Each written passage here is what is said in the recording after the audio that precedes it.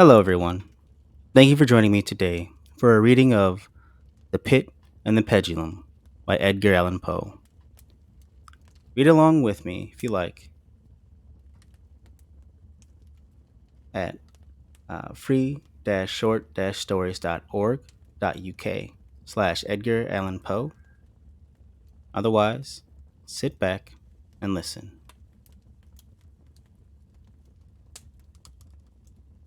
I was sick, sick unto death with that long agony. And when they at length unbound me, and I was permitted to sit, I felt that my senses were leaving me. The sentence, the dread sentence of death, was the last of distinct accentuation which reached my ears. After that, the sound of the inquisitorial voices seemed merged in one dreamy, indeterminate hum, and conveyed my soul the idea of revolution, perhaps from its association in fancy with the burr of a mill wheel. This only for a brief period, for presently I heard no more. Yet for a while I saw, but with how terrible an exaggeration, I saw the lips of the black robed judges. They appeared to me white, whiter than the sheet upon which I traced these words, and thin even to grotesqueness, thin with the intensity of their expression of firmness, of immovable resolution, of stern contempt of human torture. I saw that the decrees of what to me was fate were still issuing from those lips. I saw them writhe with a deadly locution. I saw them fashion the syllables of my name, and I shuddered because no sound succeeded. I saw, too, for a few moments of the delirious horror, the soft and nearly imperceptible waving of the sable draperies which enwrapped the walls of the apartment, and then my vision fell upon the 7 tall candles upon the table. At first they wore the aspect of charity, and seemed white and slender angels who would save me. But then, all at once, there came a most deadly nausea over my spirit, and I felt every fiber in my frame thrill as if I had touched the wire of a galvanic battery, while the angel forms became meaningless specters, with heads aflame, and I saw that from them there would be no help. And then there stole into my fancy, like a rich musical note, the thought of what sweet rest there must be in the grave. The thought came gently and stealthily, and it seemed long before it attained full appreciation. But just as my spirit came at length properly to feel and entertain it, the figures of the judges vanished, as if magically, from before me. The, the tall candles sank into nothingness. Their flames went out utterly. The blackness of darkness supervened. All sensations appeared swallowed up in a mad, rushing descent as of the soul into Hades. Then silence and stillness. Night were the universe. I had swooned, but still will not say that all of consciousness was lost. What if it there remained I will not attempt to define or even to describe. Yet all was not lost. In the deepest slumber, no. In delirium, no. In a swoon, no. In death, no. Even in the grave, all is not lost, else there is no immortality for man. Arousing from the most profound of slumbers, we break the gossamer web of some dream. Yet in a second afterward, so frail may that web have been, we remember not that we have dreamed. In the return to life from the swoon, there are 2 stages. First, that of the sense of mental or spiritual. Secondly, that of the sense of physical existence. It seems probable that if, upon reaching the second stage, we could recall the impressions of the first, we should find these impressions eloquent in memories of the gulf beyond. And that gulf is what? How at least shall we distinguish its shadows from those of the tomb? But if the impressions of what I have termed the first stage are not at will recalled, yet after long interval, do they not become unbidden? While we marvel whence they came, he who has never swooned is not he who finds strange palaces and wildly familiar faces in coals that glow. Is not he who beholds floating in mid-air the sad visions that the many may not view? Is not he who ponders over the perfume of some novel flower?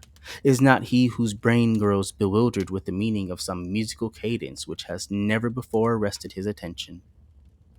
Amid frequent and thoughtful endeavors to remember, amid earnest struggles to regather some token of the state of seeming nothingness into which my soul had lapsed, there have been moments when I have dreamed of success.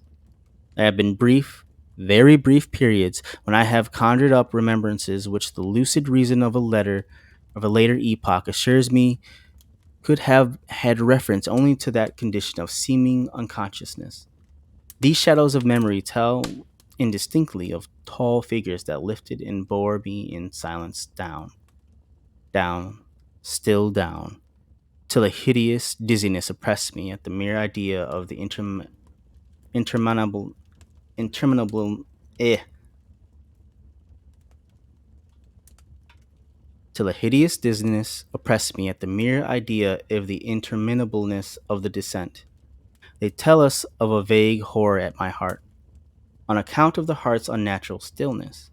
Then comes a sense of sudden motionlessness throughout all things, as if those who bore me, a ghastly train, had outrun in their descent the limits of the limitless, and paused from the wearisomeness of their toil. After this I call to mind flatness and dampness, and then all is madness, the madness of a memory which busies itself among forbidden things.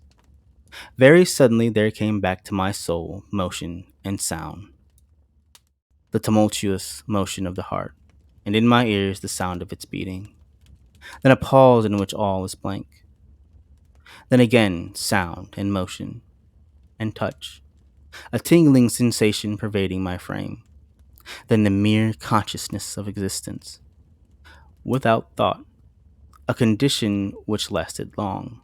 Then very suddenly thought and shuddering terror, an earnest endeavor to comprehend my true state, then a strong desire to lapse into insensibility, then a rushing revival of soul and a successful effort to move, and now a full memory of the trial, of the judges, of the sable draperies, of the sentence, of the sickness, of the swoon, then entire forgetfulness of all that followed, of all that a later day and much earnestness of endeavor have enabled me vaguely to recall. So far, I had not opened my eyes. I felt that I lay upon my back, unbound. I reached out my hand and it fell heavily upon something damp and hard.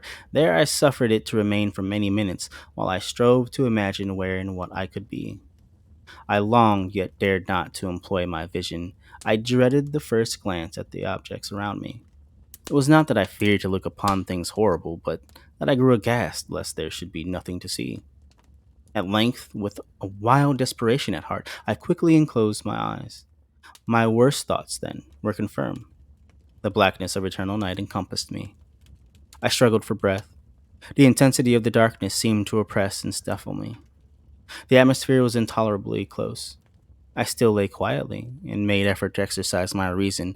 I brought to mind the inquisitorial proceedings and attempted, from that point, to deduce my real condition. The sentence had passed, and it appeared to me that a very long interval of time had since elapsed. Yet not for a moment did I suppose myself actually dead. Such a supposition, notwithstanding, what we read in fiction is altogether inconsistent with real existence. But where and in what state was I, the condemned to death? I knew perished usually at the autos da fe, and one of these had been held on the very night of the day of my trial. Had I been remanded to my dungeon to await the next sacrifice, which would not take place for many months? This I at once saw could not be. Victims had been in immediate demand. Moreover, my dungeon, as well as all the condemned cells at Toledo, had stone floors, and light was not altogether excluded. A fearful idea now suddenly drove the blood in torrents upon my heart, and for a brief period I once more relapsed into insensibility. Upon recovering, I at once started to my feet. Trembling convulsively in every fiber, I thrust my arms wildly above and around me in all directions. I felt nothing, yet dreaded to move a step, lest I should be impeded by the walls of a tomb. Perspiration burst from every pore and stood in cold, big beads upon my forehead. The agony of suspense grew at length intolerable, and I cautiously moved forward, with my arms extended and my eyes straining from their sockets, in the hope of catching some faint ray of light. I proceeded for many paces, but still all was blackness and vacancy. I breathed more freely. It seemed evident that mine was not, at least, the most hideous of fates. And now, as I still continued to step cautiously onward, there came thronging upon my recollection a thousand vague rumors of the horrors of Toledo. Of the dungeons there had been strange things narrated, fables I had always deemed them, but yet strange, and too ghastly to repeat, save in a whisper. Was I left to perish of starvation in this subterranean world of darkness? Or what fate, perhaps, even more fearful awaited me? That the result would be death, and a death of more than customary bitterness, I knew too well the characters of my judges to doubt. The mode and the hour were all that occupied or distracted me. My outstretched hands at length encountered some solid obstruction. It was a wall, seemingly of stone masonry, very smooth, slimy, and cold. I followed it up, stepping with all the careful distrust with which certain antique narratives had inspired me. This process, however, afforded me no means of ascertaining the dimensions of my dungeon, as I might make its circuit and return to the point whence I set out, without being aware of the fact. So perfectly uniform seemed the wall. I therefore sought the knife which had been in my pocket when led into the inquisitorial chamber, but it was gone. My clothes had been exchanged for a wrapper of coarse serge. I had thought of forcing the blade in some minute crevice of the masonry so as to identify my point of departure. The difficulty, nevertheless, was but trivial, although, in the disorder of my fancy, it seemed at first insuperable. I tore part of the hem from the robe and glanced at the fragment at full length, and at right angles to the wall. In groping my way around the prison, I could not fail to encounter this rag upon completing the circuit. So, at least I thought, but I had not counted upon the extent of the dungeon, or upon my own weakness. The ground was moist and slippery. I staggered onward for some time when I stumbled and fell. My excessive fatigue induced me to remain prostrate, and sleep soon overtook me as I lay. Upon awakening and stretching forth an arm, I found beside me a loaf and a pitcher with water. I was too much exhausted to reflect upon this circumstance, but ate and drank with avidity. Shortly afterward, I resumed my tour round the prison, and with much toil came at last upon the fragment of the serge. Up to the period when I fell, I had counted 52 paces, and upon resuming my walk, I had counted 48 more. When I arrived at the rag, there were in all, then, 100 paces, and admitting 2 paces to the yard, I presumed the dungeon to be 50 yards in circuit. I had met, however, with many angles in the wall, and thus I could form no guess at the shape of the vault, or vault I could not help supposing it to be. I had little object, certainly no hope these researches, but a vague curiosity prompted me to continue them. Quitting the wall, I resolved to cross the area of the enclosure. At first, I proceeded with the extreme caution, for the floor, although seemingly of solid material, was treacherous with slime. At length, however, I took courage and did not hesitate to step firmly. I endeavored to cross in a direct line as possible. I advanced some 10 or 12 paces in this manner. When the remnant of the torn hem of my robe became entangled between my legs, I stepped on it and fell violently on my face.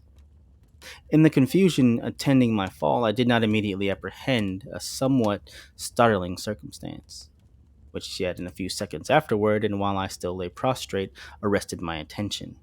It was this: my chin rested upon the floor of the prison, but my lips and the upper portion of my head, although seemingly at a less elevation than the chin, touched nothing.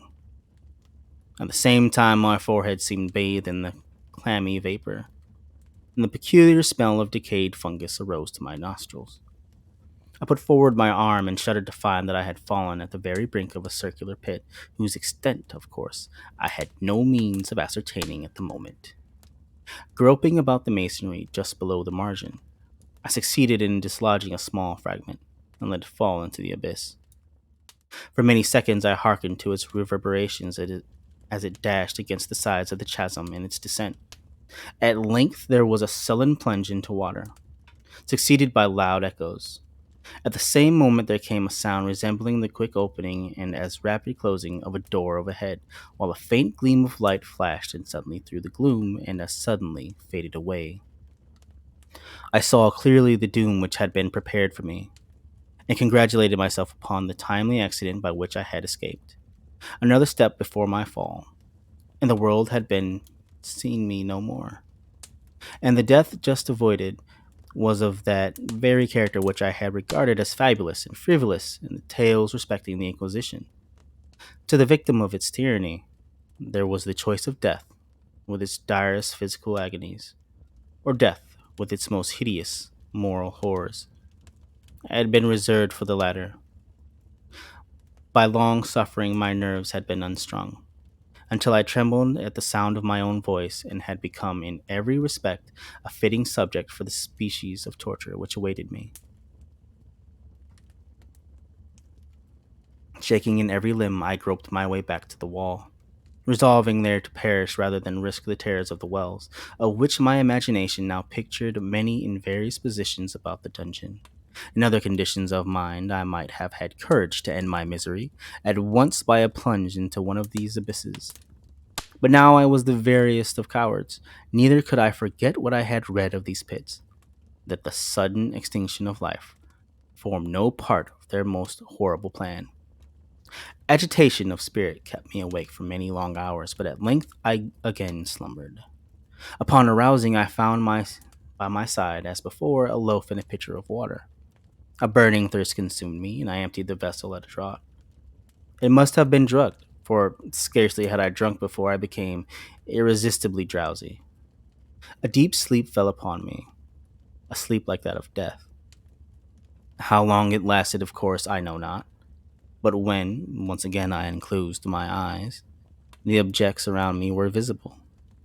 By a wild sulphurous luster, the origin of which I could not at first determine, I was enabled to see the extent and aspect of the prison. In its size, I had been greatly mistaken. The whole circuit of its walls did not exceed 25 yards. For some minutes, this fact occasioned me a world of vain trouble.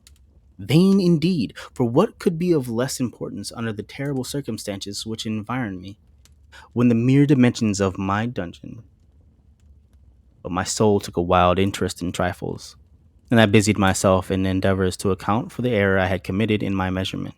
The truth at length flashed upon me. In my first attempt at exploration, I had counted 52 paces, up to the period when I fell. I must then have been within a pace or two of the fragment of serge. In fact, I had nearly performed the circuit of the vault.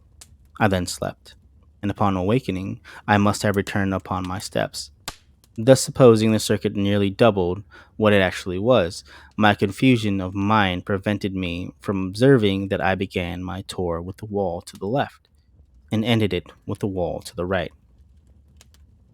I had been deceived too in respect to the shape of the enclosure. In feeling my way, I had found many angles and thus deduced an idea of a great irregularity. So potent is the effect of total darkness upon one arousing from lethargy or sleep. The angles were simply those of a few slight depressions, or niches at odd intervals. The general shape of the prison was square.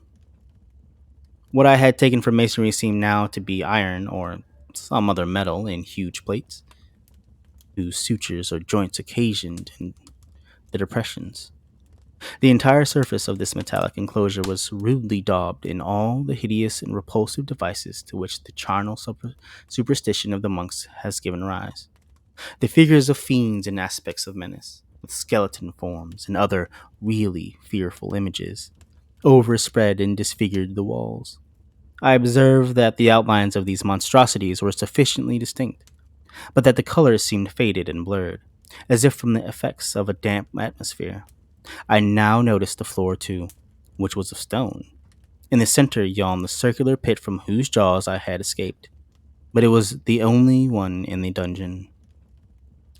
All this I saw indistinctly and by much effort, for my personal condition had been greatly changed during slumber. I now lay upon my back, and at full length, on a species of low framework of wood. To this I was securely bound by a long strap resembling a surcingle. It passed in many convolutions about my limbs and body, leaving at liberty only my head, my left arm, to such an extent that I could, by dint of much exertion, supply myself with food from an earthen dish which lay by my side on the floor. I saw, to my horror, that the pitcher had been removed. I say to my horror, for I was consumed with intolerable thirst. This thirst appeared to be the design of my persecutors to stimulate, for the food in the dish was meat pungently seasoned. Looking upward, I surveyed the ceiling of my prison. It was some 30 or 40 feet overhead and constructed much as the side of walls. In one of its panels, a very singular figure riveted my whole attention. It was the painted figure of Time as he is commonly represented, save that in lieu of a scythe, held what at a casual glance I supposed to be the picture image of a huge pendulum, such as we see on antique clocks. There was something, however, in the appearance of this machine which caused me to regard it more attentively. While I gazed directly upward at it, for its position was immediately over my own, I fancied that I saw it in motion. In an instant afterward, the fancy was confirmed. Its sweep was brief, and of course, slow. I watched it for some minutes, somewhat in fear, but more in wonder. Wearied at length with observing its dull movement, I turned my eyes upon the other objects in the cell. A slight noise attracted my notice, and looking to the floor, I saw several enormous rats traversing it. They had issued from the wall, which lay just within view to my right. Even then, while I gazed, they came up in troops, hurriedly, with ravenous eyes, allured by the scent of the meat. From this, it required much effort and attention to scare them away. It might have been a half an hour, perhaps even an hour, for in cast my I could take but imperfect note of time. Before I again cast my eyes upward, what I then saw confounded and amazed me. The sweep of the pendulum had increased in extent by nearly a yard. As a natural consequence, its velocity was also much greater. But what mainly disturbed me was the idea that had perceptibly descended. I now observed with what horror it is needless to say that its nether extremity was formed of a crescent of glittering steel, about a foot in length from horn to horn. The horns upward, and the under edge evidently as keen as that of a razor. Like a razor also, it seemed massy and heavy. Tapering from the edge into a solid and broad structure above, it was appended to a weighty rod of brass, and the whole hissed as it swung through the air. I could no longer doubt the doom prepared for me by monkish ingenuity and torture. My cognizance of the pit had become known to the inquisitorial agents. The pit whose horrors had been destined for so bold a recusant as myself, the pit, typical of hell, regarded by rumor as the ultima thule of all their punishments. The plunge into this pit I had avoided by the merest of accidents. I knew that surprise, or entrapment into torment, formed an important portion of all the grotesquerie of these dungeon deaths. Having failed to fall, there was no part of the demon plan to hurl me into the abyss, and thus, there being no alternative, a different and milder destruction awaited me. Milder! I half smiled in my agony as I thought of such application of such a term. What boots it to tell of the long, long hours of horror, more than mortal, during which I counted the rushing vibrations of the steel, inch by inch, line by line, with a descent only appreciable at intervals that seemed ages. Down and still down it came. Days passed.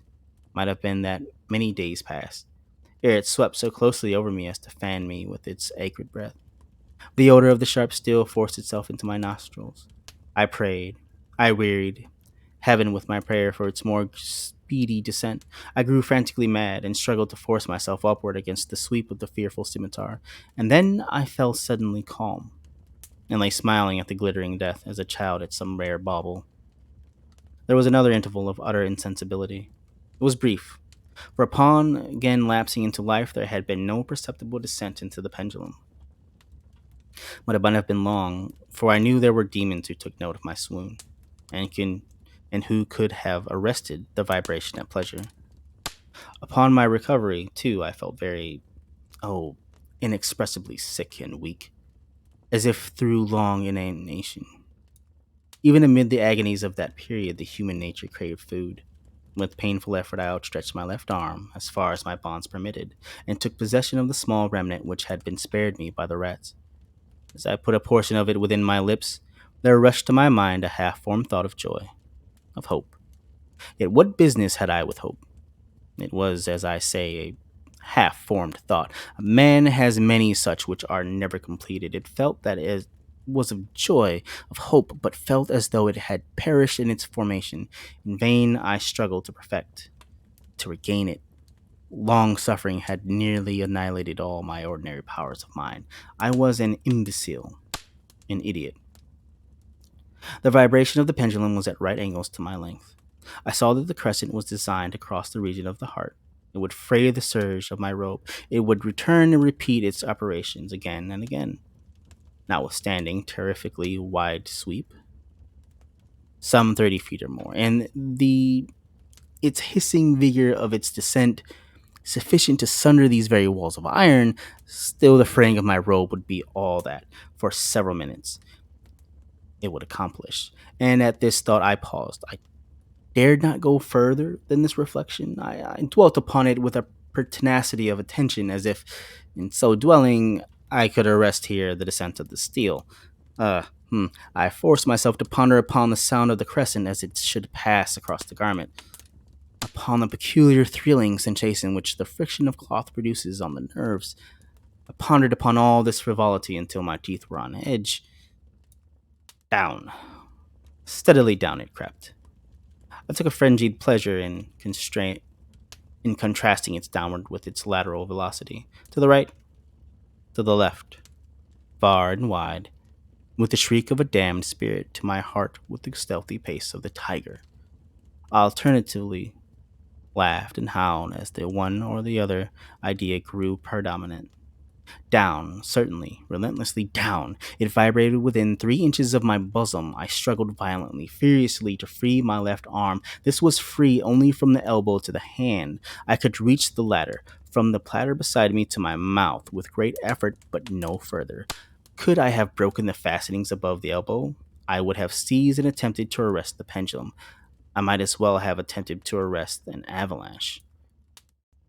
Down, still unceasingly, still inevitably down. I gasped and struggled at each vibration. I shrunk convulsively at its every sweep. My eyes followed its outward or upward whirls with the eagerness of the most unmeaning despair. They closed themselves spasmodically at the descent. Although death would have been a relief, oh, how unspeakable! Still, I quivered in every nerve to think how slight a sinking of the machinery would precipitate that keen, glistening axe upon my bosom. It was hope that prompted the nerve to quiver, the frame to shrink. It was hope, the hope that triumphs on the track, that whispers to the death condemned, even in the dungeons of the Inquisition. I saw that some 10 or 12 vibrations would bring the steel in actual contact with my robe, and with this observation, there suddenly came over my spirit all the keen, collected calmness of despair. For the first time during many hours, or perhaps days, I thought, it now occurred to me that the bandage or surcingle which enveloped me was unique. I was tied by no separate cord. The first stroke of the razor like crescent athwart any portion of the band was so detached that it might be unwound from my person by means of my left hand. But how fearful in that case! The proximity of the steel, the result of the slightest struggle, how deadly! Was it likely, moreover, that the minions of the torture had not foreseen and provided for this possibility? Was it probable that the bandage across my bosom in the track of the pendulum, dreading to find my faint and As it seemed, and last hope frustrated, I so far elevated my head as to obtain a distinct view of my breast. The surcingle enveloped my limbs and body close in all directions, save in the path of destroying crescent. Scarcely had I dropped my head back into this original position when there flashed upon my mind what I cannot better describe than as the unformed half of that idea of deliverance to which I have previously alluded, and of which a moiety only floated indeterminately through my brain when I raised food to my burning lips. The whole thought was now present, feeble, scarcely sane, scarcely definite, but still entire, proceeded at once with the nervous energy of despair to attempt its execution. For many hours, the immediate vicinity of the low framework upon which I lay had been literally swarming with rats.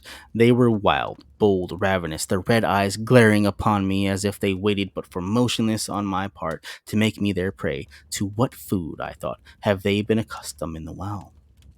They had devoured in spite of all my efforts to prevent them, all but a small remnant of the contents of the dish.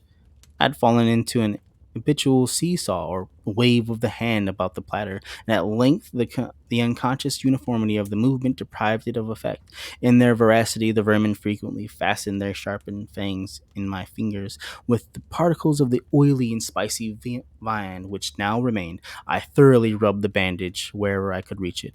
Then, raising my hand from the floor, I lay breathlessly still. At first, the ravenous animals were startled and terrified at the change, at the cessation of movement. They shrank alarmedly back. Many sought the well, but this was only for a moment. I had not counted in vain upon their voracity. Observing that I remained without motion, one or two of the boldest leaped upon the framework and smelt at the surcingle. This seemed the signal for a general rush forth from the well. They, excuse me. This seemed the signal for a general rush forth from the well. They hurried in fresh troops. They clung to the wood. They overran it and leaped in hundreds upon my person. The measured movement of the pendulum disturbed them not at all. Avoiding its strokes, they busied themselves with the anointed bandage. They pressed. They swarmed upon me in every accumulating heaps. They writhed upon my throat. The cold lips sought my own. I was half stifled by their thronging pressure. Disgust, for which the world has no name, swelled my bosom and chilled with a heavy clamminess my heart. Yet 1 minute, and I felt that the struggle would be over. Plainly, I perceived the loosening of the bandage. I knew that in more than one place it must be already severed. With a more than human resolution, I lay still. Nor had I erred in my calculations, nor had I endured in vain. I at length felt that I was free. The surcingle hung in ribbons from my body, but the stroke of the pendulum already passed upon my bosom. It had divided the serge of the robe. It had cut through the linen beneath. Twice again it swung, and a sharp sense of pain shot through every nerve. But the moment of escape had arrived. At a wave of my hand, my deliverers hurried tumultuously away. With a steady movement, cautious, sidelong, shrinking, and slow, I slid from the embrace of the bandage and beyond the reach of the scimitar. For the moment, at least, I was free.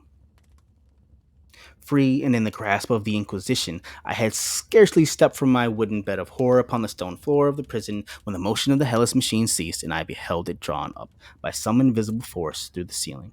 This was a lesson which I took desperately to heart. Every motion was undoubtedly watched. Free! I had but escaped death in one form of agony, to be delivered unto worse than death in some other. With that thought, I rolled my eyes nervously around on the barriers of iron that hemmed me in. Something unusual, some change, which at first I could not appreciate distinctly, it was obvious, and had taken place in the apartment. For many minutes of a dreamy and trembling abstraction, I busied myself in vain, unconnected conjecture. During this period, I became aware, for the first time, of the origin of the sulphurous light which illumined the cell. It proceeded from a fissure about half an inch in width, extending entirely around the prison at the base of the walls, which thus appeared and were completely separated from the floor. I endeavored, but of course in vain, to look through the aperture.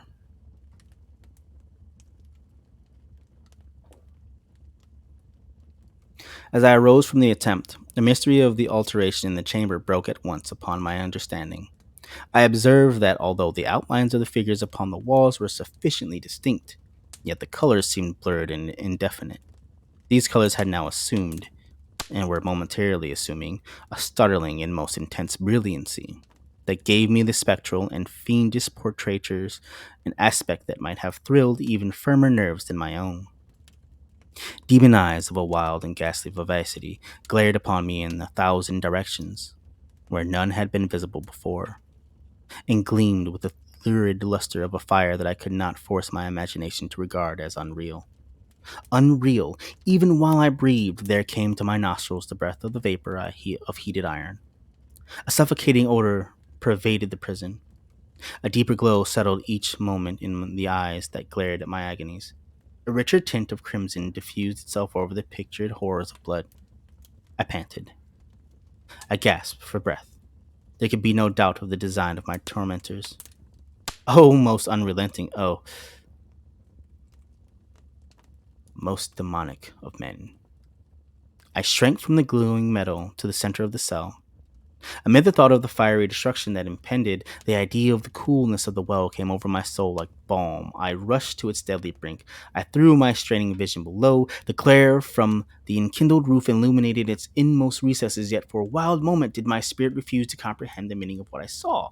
At length it forced, it wrestled its way into my soul. It burned itself upon my shuddering reason. Oh, for a voice to speak! Oh, horror!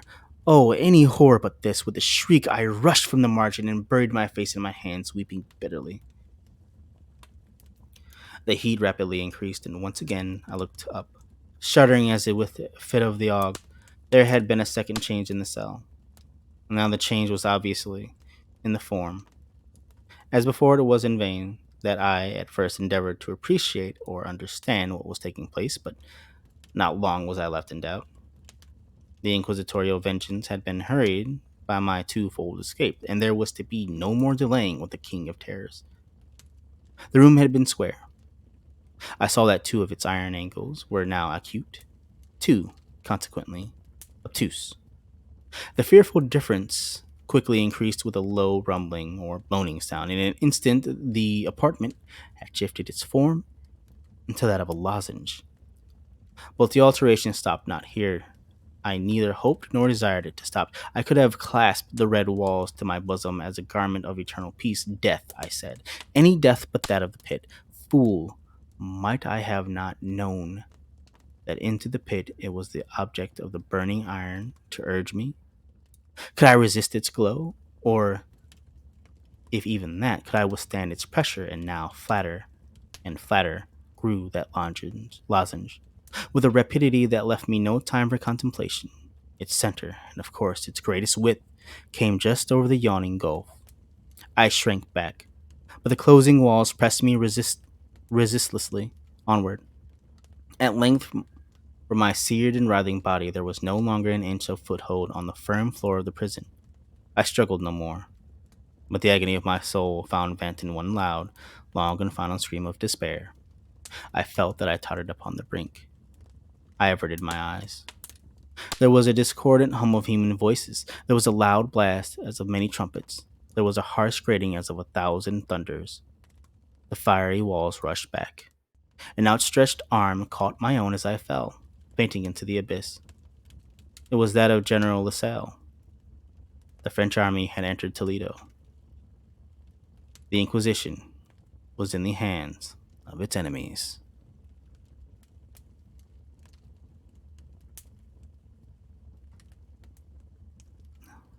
And thus concludes The Pit and the Pendulum by Edgar Allan Poe. Thank you again for joining me, ladies and gentlemen. Cheers. I hope you have a good rest of the day.